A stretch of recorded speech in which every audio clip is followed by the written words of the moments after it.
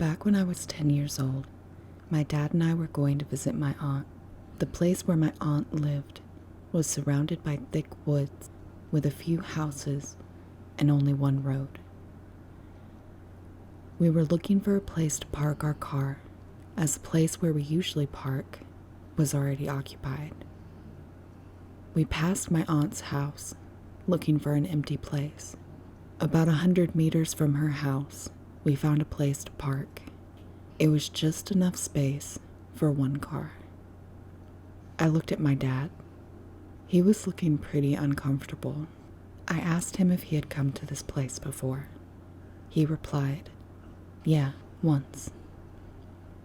When we were about to get out of the car, my dad whispered to me, "Be quiet. She might shriek." I was extremely confused. I asked him, "Who?" He just replied, "You don't need to know now. Just remember to be quiet until we get in the house." I was obviously unsatisfied with his answer, but being the young kid I was really excited to go to my aunt's house, so I didn't really care.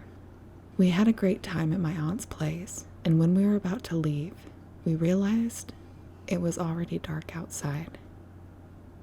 So we hurried up our goodbyes and hugs and reassured her we'd check up on her the next following days.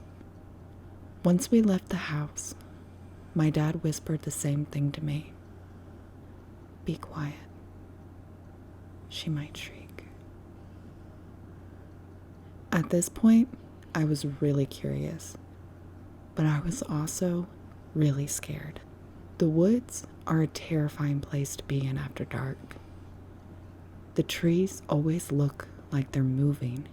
It is eerily silent, except for the insects in the house. You also get the feeling like you're being watched. We silently got into the car and drove off. None of us said a word until we got out of the woods. Finally, my dad asked me if I saw anyone behind our car while we were in the woods. I said, "No, but why? What's going on?" I could see he let out a sigh of relief, but he refused to tell me anything. Some years later, when I was 22, my brother and I found ourselves going to the same place again. He had received a call from our aunt saying she was feeling a bit ill and that she had run out of her medicines. So we were going to give her medicines. Once again, there was no place to park. That's when I remembered the place that my dad had parked all those years ago. We went to see if the place was still empty, and sure enough, it was. We parked and went to my aunt's house. We stayed there for some time and then got up to go. It was dark now. At this point, I had completely forgotten what my dad had told me. My brother and I didn't like the silence of the woods, so we both were casually chatting on the way to the car. But when I went to unlock the car, I heard a blood-curdling shriek coming from the woods. It sounded like it was coming from a young girl. I turned to my brother and I asked if he had heard it too.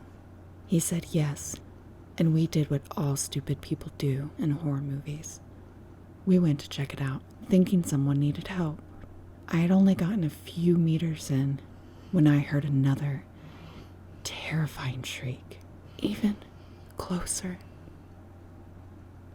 Then I heard something to my right.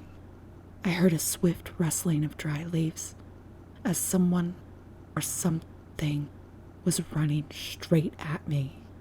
I let out a scream of my own, turned, and ran faster than I ever had in my life. I never turned to see what was after me. I busted out of the woods, and my brother almost jumped out of his skin in fright. I yelled at him to get in the car, and we drove out of the woods at full speed. My brother tried to ask me what happened, but the only thing I could think of was getting out of those goddamn woods. We never really spoke about it again because none of us were comfortable with it. and we tried to pretend like it never happened. Fast forward a few more years, and I have a son of my own. He was 8 at the time. He and I were going to the same place again. By this point, my aunt had passed away, and my cousin had moved in there. There was another car in my usual parking spot, so I had no other choice. I, unwillingly, decided to go to the other empty place. I must have had an uneasy look on my face because my son asked me, "What's wrong, Daddy?" I said nothing for a while, but before unlocking the car doors to start our detoured trek, I whispered to him, "Be quiet. She might shriek."